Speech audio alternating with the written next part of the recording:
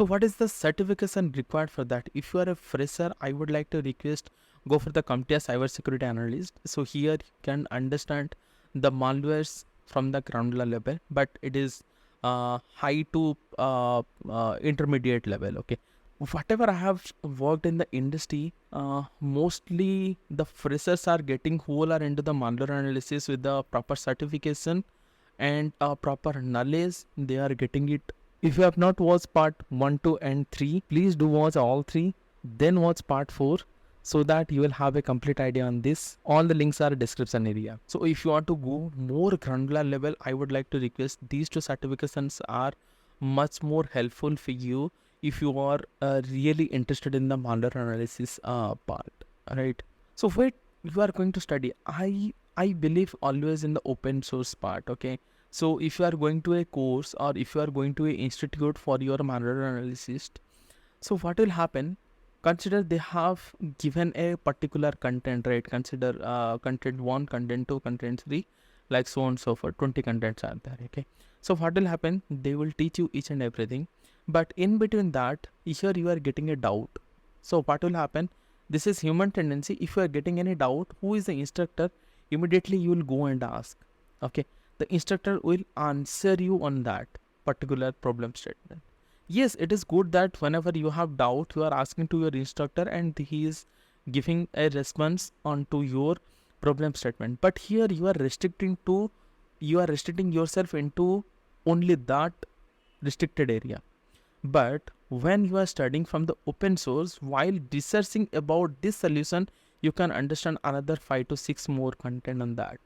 On top of that, consider you have understood 3 and another 3 is doubt. Again, you are going to research on that 3. Again, you can understand another 3 to 4 content. That's why I believe always prefer on the open source instead of any kind of institution or any kind of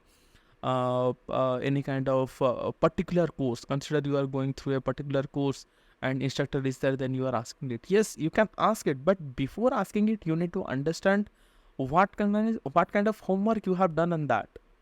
If you have done on that, then at least you can 20 to 30% you can understand on top of that, and 70% you can get it. But when it comes to your entire open source, 100% you are 100% effort you are giving it to your finding the solution. After finding the solution, you are getting another 3 to 4 more contents on that. This is really good whenever you are depending on the Google, YouTube and LinkedIn, because in the LinkedIn this is much more powerful environment. A lot of people are sharing their white papers, their research papers, and some good books are also, you will get it in the malware analysis or any kind of content if you are searching it. So that will be helpful for you. So the next one, what kind of salary expectation you are getting it? See, whatever I have worked in the industry, mostly the freshers are getting who are into the malware analysis with the proper certification and proper knowledge. They are getting it 3 to 7. Fresher in the sense, I'll consider from 2 to 3 year of experience minimum. So they are getting in 3 to 7 LP in India, and if you are intermediate, like your experience is more into 5 years, plus or minus 5 years, then you will get more into 7 to 10 lakhs per annum. But if you are very senior, like you have 10 plus or minus year of experience, easily you can expect 20 lakhs per annum. But same like in the freshers US, yes, it is much more high, but your living cost is also high, right? So, but here in the malware analysis, you can expect this is the salary range I have given it.